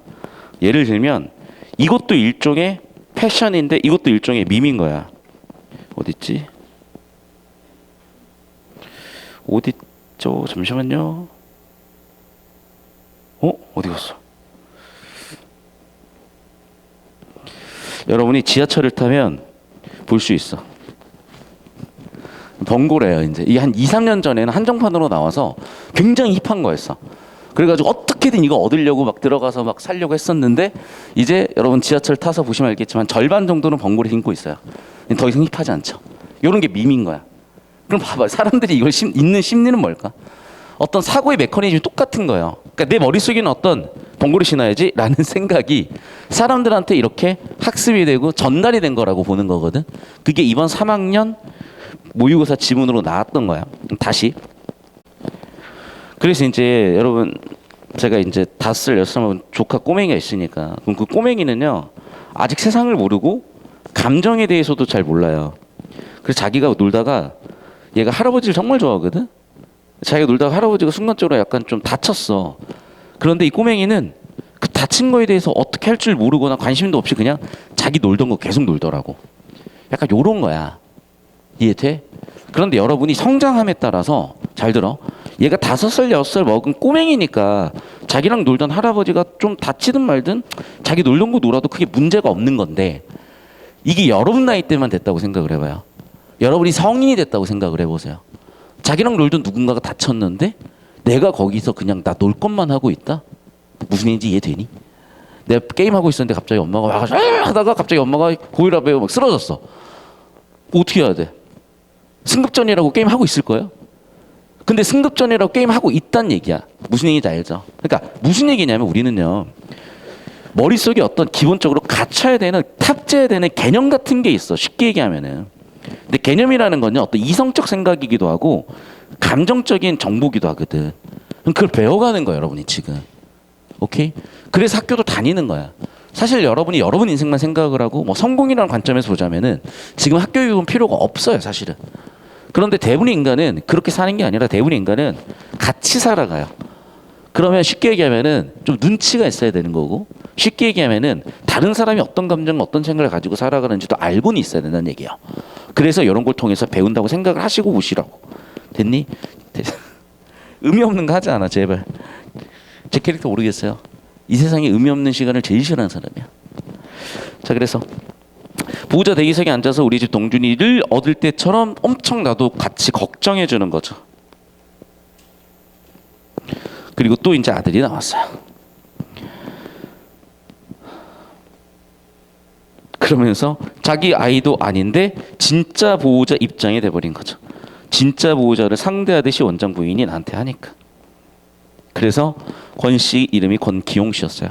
권기용 씨의 이제 차남을 볼 수가 있었고. 그리고 아마 제왕절개 수술을 했나 보네요. 그러니까 내가 이렇게 써주는 게 뭐냐면 이런 정보들을 하나하나씩 읽어낸다는 거야. 우리가 영어 본문 해석할 때 좀 해석 안 되거나 이런 걸 밑에다 쓰면서 단어들 쓰면서 가는 거랑 비슷하다고 보면 되는 거예요. 정보를 해석하는 거 이렇게. 제왕절개라는 단어가 나왔죠. 그리고 이제 설명할게. 그러니까 제왕절개가 원래 뭐였냐면 예전에 로마의 황제가 됐었던 사람 율리어스 카이리사르가 태어날 때 제왕절개를 통해서 태어났고 얘가 제왕이 됐잖아. 그래서 제왕절개라는 수술은 거기서 이름을 따온 거야. 그러다 보니까 제왕 말 그대로 위대한 황제가 세상에 탄생했을 때 그 엄마가 받았던 수술이 제왕절개였고 그럼 괜히 거기에서 역시 장군감이군 그런 얘기인 거야. 제왕감이군 장군감이군 그런 얘기를 하는 거야.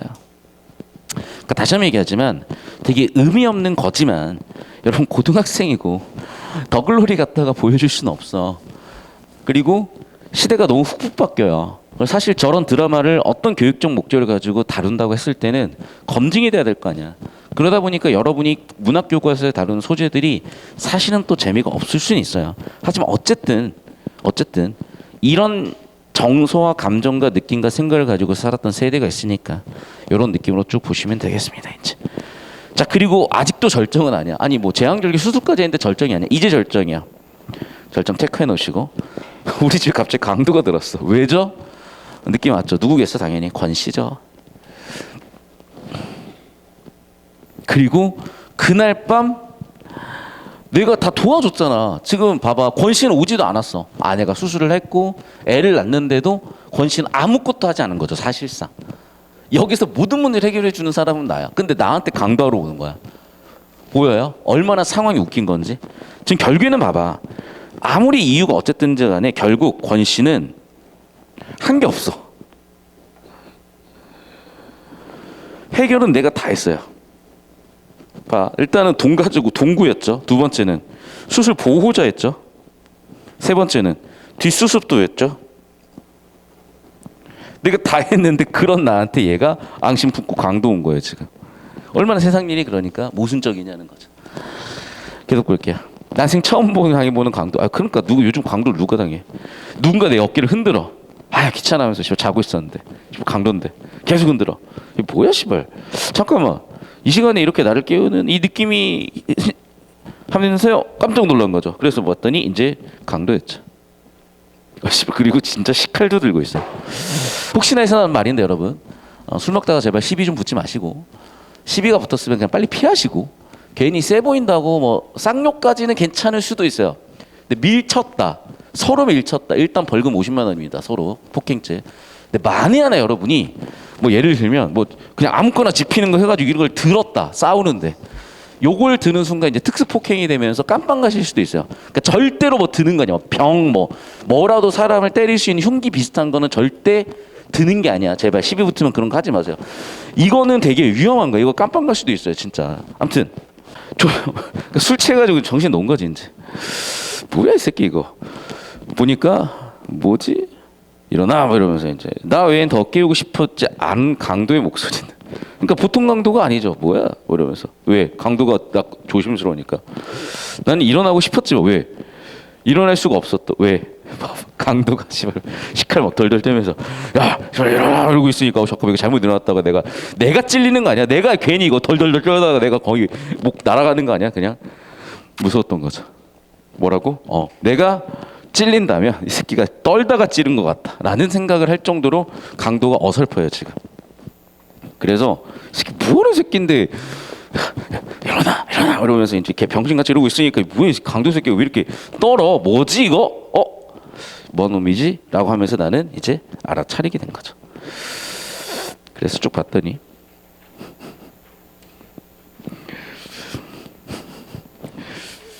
그러니까 사실은 이제 이게 내면 심리인데 그리고 일부 평가가 있어요. 착하다. 그래 착해. 그 천성 어떻게 할 거예요? 강도가 아닌 사람이 강도짓을 하려고 하니까 떨리고 불안하고 힘들었겠죠. 그리고 술이나 먹어야 강도짓이 되는 거지. 즉 권씨 입장에서는요. 어마어마한 용기를 낸 것이고 술김에다가 나한테 안갚음하려는 거죠. 그런데 그조차도 착한 천성 때문에 쉽지가 않아.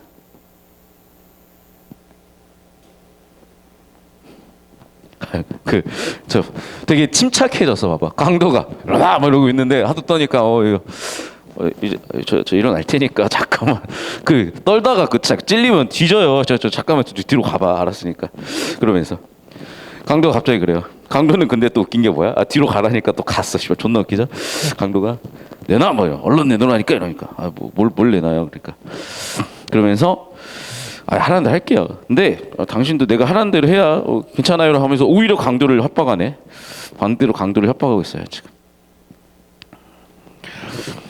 의심을 품고 수화보는 강도를 향해 난 덧붙여 얘기했어요. 그 집에 현금이 없어요. 없으니까 뭐 씨발 돼지 정도 갖고 그래.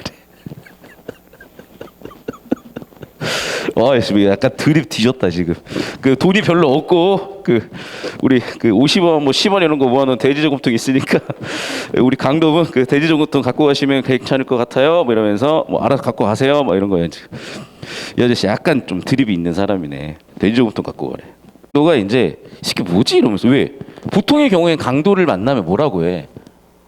살려주세요라든지 뭐라고 하겠죠. 근데 되게 순순히 얘기를 하니까 의심이 생기죠. 이 뭐하는 뭔 꿍꿍이지라고 이제 의심이 생겼고 나는 그래가지고 강도인데 이미 나는 알고 있지 이게 권씨라는 걸 착한 사람이라는 걸 그리고 오늘 있었던 일을 다 알고 있으니까 얘가 지금 술 먹고 정신 났구나 뭐 좀 놀려봐야지 약간 이런 생각도 있었을 것 같고 그래서 좀 짜증을 부리는 거야.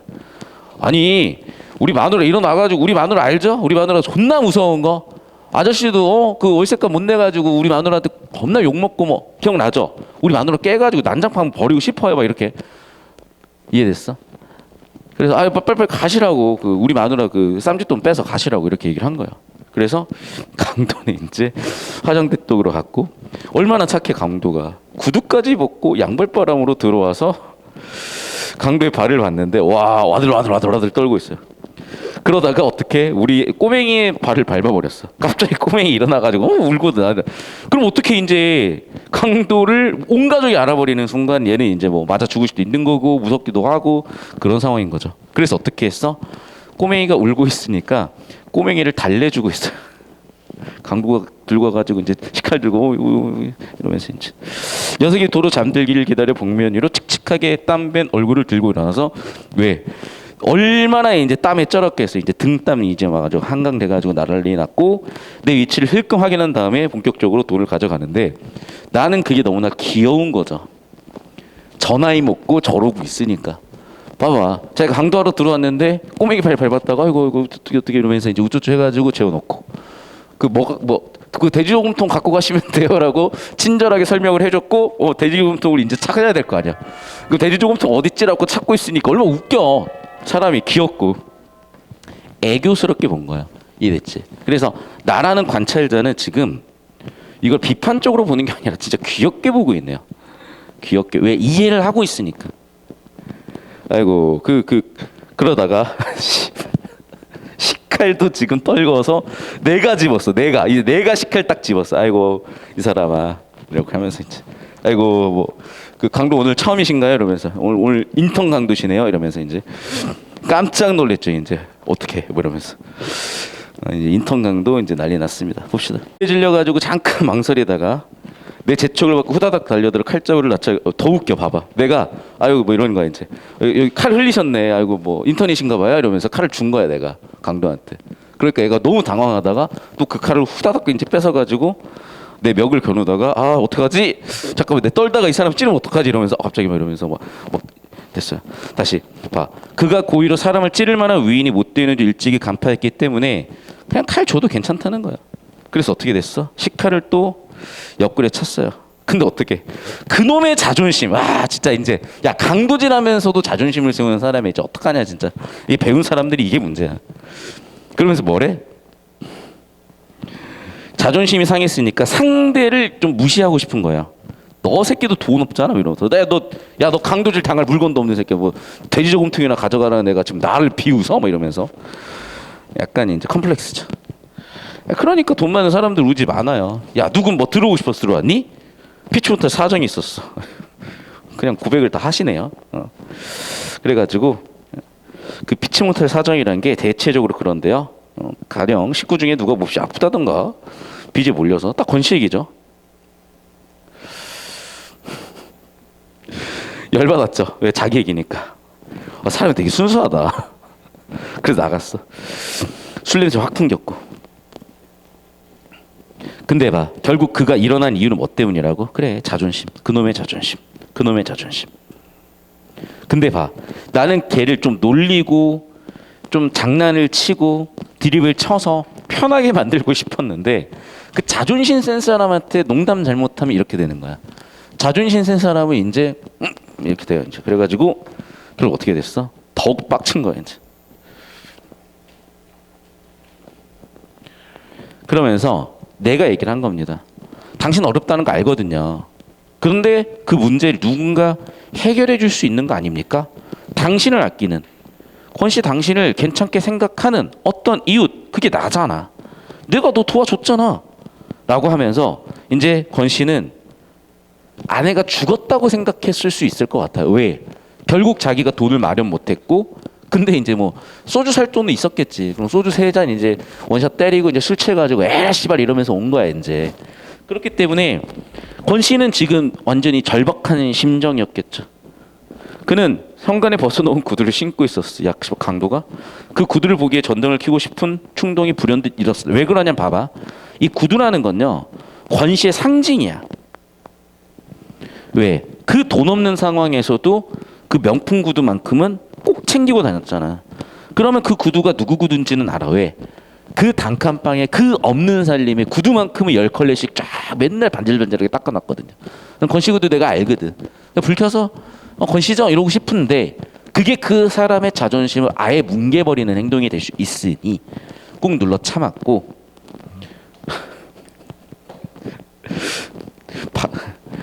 자기 집으로 다 가는 거지 진짜. 씨발 강도가.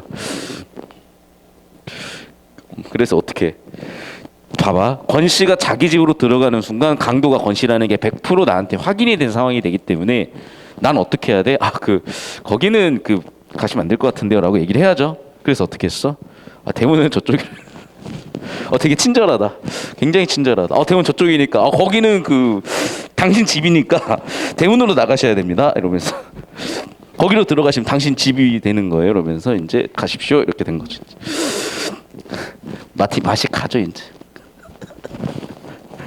이 상황의 대사 보세요. 이제 와, 내 이래봬도 말이야. 나 서울대 나는 사람이야. 이러면서 끝까지 자존심 못 버리죠. 진짜 심각하다. 끝까지 자존심 못 버리죠. 제 주변에도 서울대 나온 사람 중에 좀 이런 사람들 몇 명 있어요. 그는 갑자기 강도가 자기 학력을 밝히고 누가 물어봤냐? 근데 약간 그럴 때 있어요. 제가 게임하다 보면은 가끔씩 막 그래. 존나 멍청하대. 그럼 나 괜히 막 야, 나 서울대 나왔어. 이러면은 이제 또 야, 그럼 나 하버드 나왔다. 이러면서 서로 싸우게 되더라고요. 약간 그런 느낌 아니었을까 이러면서 계속 봅시다. 나는 대문을 잠그지 않았다. 그냥 지쳐놓기만 하고 들어오면서 문간방에 들러. 그러니까 난 이미 다 알고 있는 상태인 거죠. 권 씨 와야 될 텐데 왜? 지금 아내는 병원에 있는 거고 그럼 꼬맹이들 어떻게 할 거야 지금? 꼬맹이 둘만 있어. 그럼 꼬맹이 둘은 또 내가 챙겨야 돼. 빨리 좀 와서 좀 챙기지 막 이렇게 되는 거기도 하고. 그러니까 아내가 갑자기 자다 나왔어.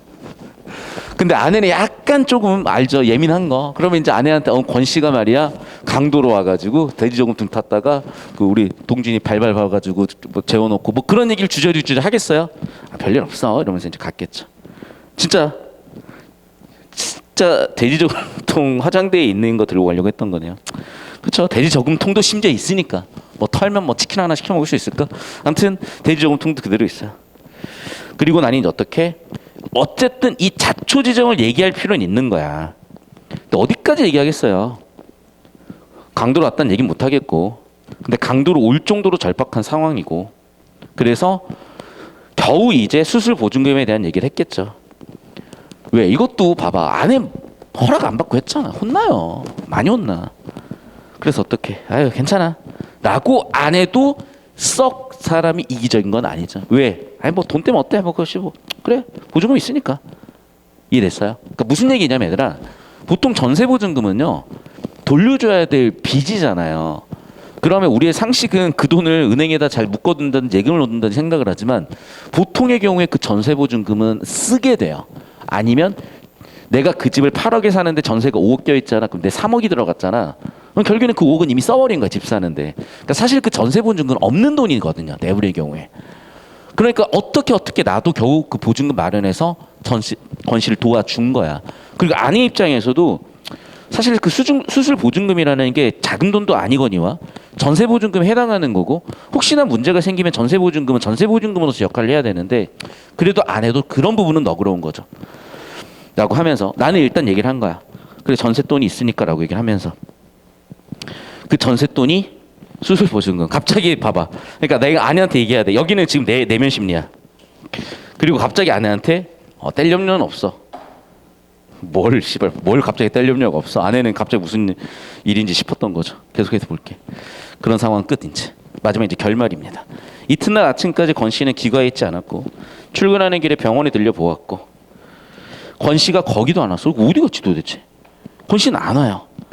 그러니까 사실은 뭐겠어. 자존심이 어마어마하게 상하겠죠 이제. 그리고 봐봐.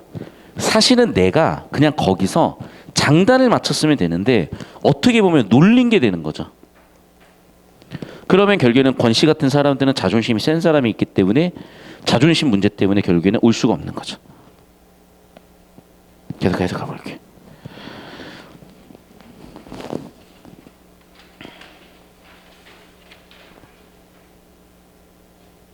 그래서 계속해서 여기는 뭐냐면 자신의 지난 행동을 후회하는 거야. 그러니까 무슨 얘기냐면 사실은 여기서 잘못한 건 권 씨예요.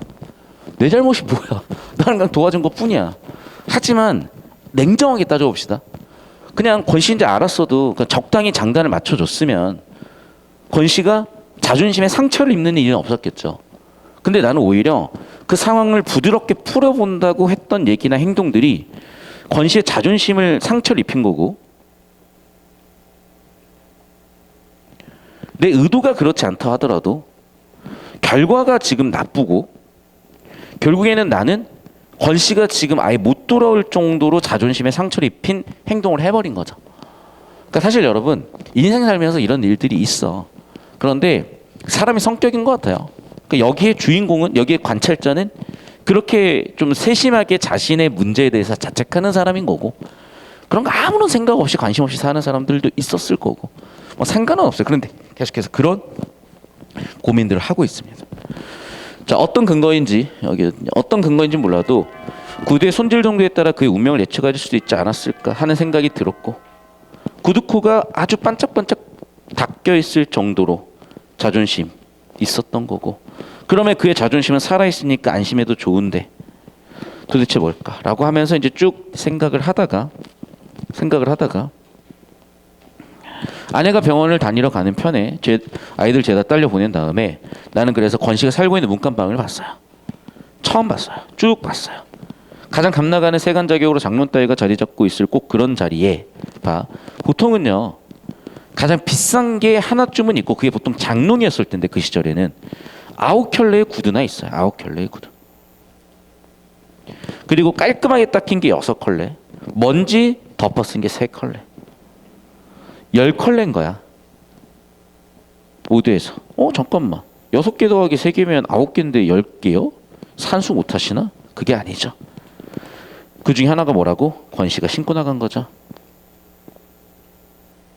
됐습니까? 그럼 결국 정리하면 뭐예요? 10컬레의 규둔 거고 10개는 권 씨의 자존심이죠. 그 중에 지금 9개가 된 이유는 하나는 권 씨가 신고 나갔죠.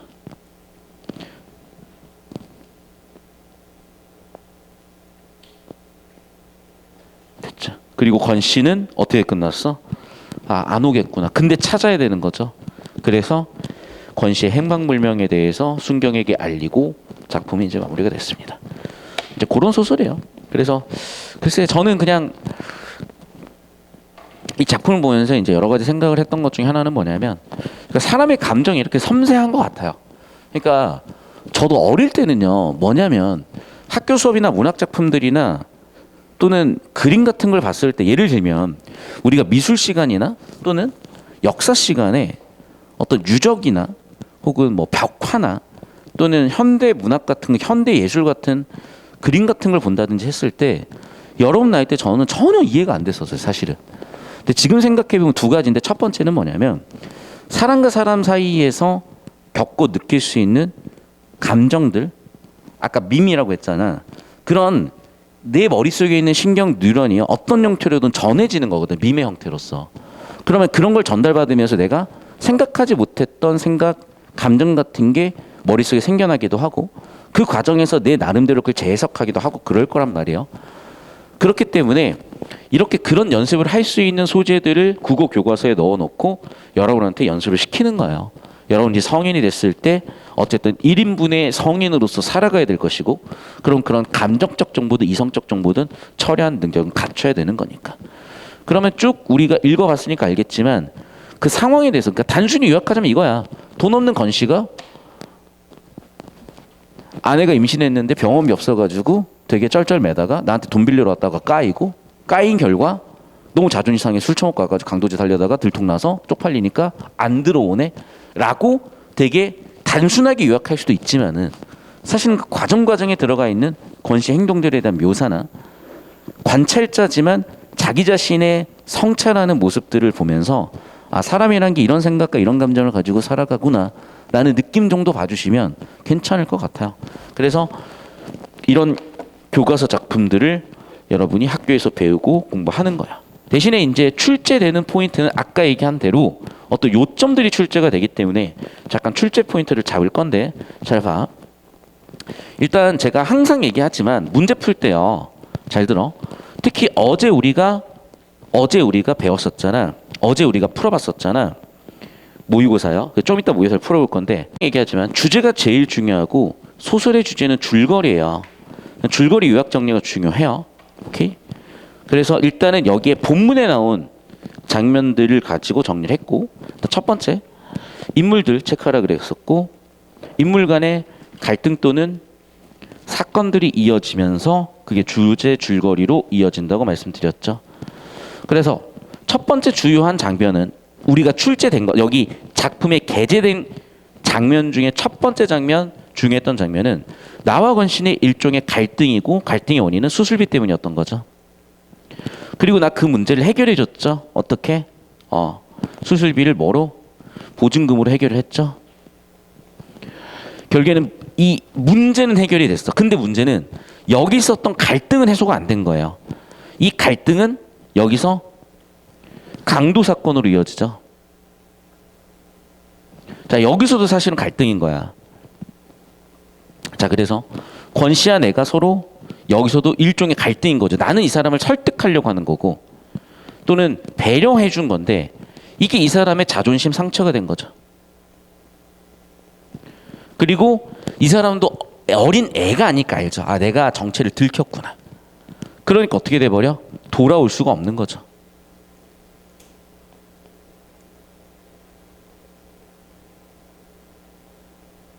이 스토리를 흐름을 잡아놓으시면 이 내용에서 서술형이나 객관식 키워드들이 보여서 풀릴 거고, 자, 그럼 봐봐. 이런 스토리를 만들어내는 주체는 인물들이잖아요. 그럼 여러분 잘 들어. 인물은 이렇게 나다, 뭐 권시다 같은 인칭 대명사나 사람의 이름을 가지고도 특정이 되겠지만, 그 사람의 성격 요소나 내면 심리 같은 것도 되게 중요한 그 사람에 관련된 정보인 거고, 그러한 성격이나 내면 심리는 말이나 행동에서도 드러나게 돼요. 그래서 여기서 이렇게 정보 설계를 한 거야. 말이나 행동을 통해서 성격을 읽어보자고요. 그래서 나 오 선생은 뭐라고 생각하냐? 책임이 따르는 동정 피하자. 연민도 느끼지만 자기도 편하게 살고 싶죠. 동정 연민이죠. 피하자, 편하게 살고 싶죠. 또 돈을 못 갚을 것 같으니까 안 빌려줬다는 건 어떻게 보면은 되게 이성적이고 냉정하죠. 권 씨는 그놈의 대학 맨날 얘기하죠. 자존감 있죠. 이래봬도라는 말은 망했다는 얘기죠. 그리고 그 자존심이 사실은 구두야. 자존심이 구두야. 근데 이거를 가지고 순박하고 착한 성품이나 좀 애매한 것 같은데, 어쨌든 뭐 정갈하다라고 본다면은, 또는 이 사람이 전과자가 된 이유를 보면은 사실은 자기의 이득이 아니거든요. 이 부분은 이렇게 읽을 수 있을 것 같아요. 특히 이 부분이죠. 강도로 침입해서 어설픔 보인다는 거는 숨갑하고 착한 성품으로 대응이 될 것 같다. 그래서 구두는 사실은 자존심으로 가는 게 맞는 것 같고, 여긴 지우자. 강도로 침입했는데도 벌벌 떠는 걸 보면 그게 순박하고 착한 성품의 근거가 되는 거죠. 이렇게 잡는 게 좋을 것 같아요. 그래서 말이나 행동에서 성격 우리가 읽어내고 있고, 이 인과관계를 잡아두셔야 이 인과관계를 객관식 선지로 출제하기 때문에 인과관계로 기억을 해주셔야 돼요. 자, 그 다음에 서사갈래의 구성 요소, 그게 뭐라고? 인물, 사건, 배경이야. 그걸 바탕으로 주제 줄거리 잡아봐라. 그러니까 내가 맨날 했던 얘기들이 이렇게 반복되는 겁니다. 그래서 제가 모의고사에서는 이런 요소들을 바탕으로 문제 접근의 방식의 설명을 드리고 있고, 좀 이따 그래서 이 구성 요소를 바탕으로 소설 작품 감상하는 연습을 해볼 거고, 배경 세팅, 인물 세팅, 사건 세팅 같은 거 보이시죠? 그걸 바탕으로 마지막 주제까지 세팅되는 이 사고 흐름을 잡아보라는 거고, 이걸 문제풀이까지 이어서 보는 게 이 느낌을 잡는 좋은 학습 방법이기 때문에 같이 볼 거고, 또 이어서 갈등 양상도 되게 중요하다고 말씀드렸어요. 그래서 갈등 양상에 대해서 얘기하는데, 일단 나의 내적 갈등도 있고요. 외적으로 봤을 땐 나와 오 선생, 나와 권 씨, 그리고 나와 의사의 갈등도 있습니다. 둘 사이의 갈등도 있어요. 그래서 내용들 읽어보시면 우리가 작품 읽었던 내용 바탕으로 정리해놨으니까 아마 여러분이 충분히 이해가 되실 것 같습니다. 잘 정리하시고요. 이쯤이면 된 것 같아요. 자, 그래서 이강백의 결혼은 다음 시간에 하거나 정리할 거고, 일단 이 작품 정리는 여기까지 마무리 짓겠습니다. 수고하셨습니다, 여러분.